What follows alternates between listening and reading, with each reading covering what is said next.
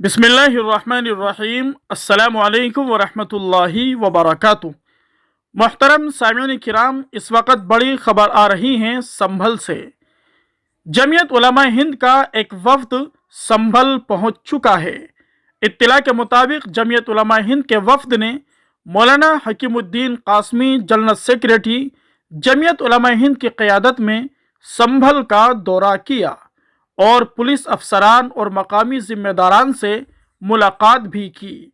सामिईन किराम, हम आपको बताते चले, इस वक्त संभल के हालात बहुत ज़्यादा ख़राब है। 5 नौजवानों की शहादत अभी तक हो चुकी है। पूरा संभल इस वक्त मुतासिर है। तकरीबन 800 अफराद के खिलाफ मुकदमा भी दर्ज हो चुका है। इत्तलात के मुताबिक गिरफ्तारियां होंगी।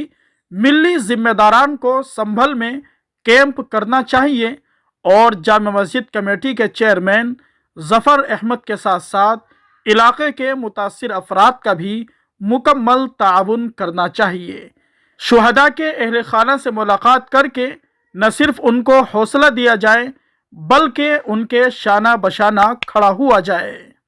मोहतरम सामिईन किराम, इस वक्त उम्मत मुस्लिमा को बतौर ख़ास हिंदुस्तानी मुसलमानों को एक प्लेटफॉर्म पर जमा होने की सख्त ज़रूरत है।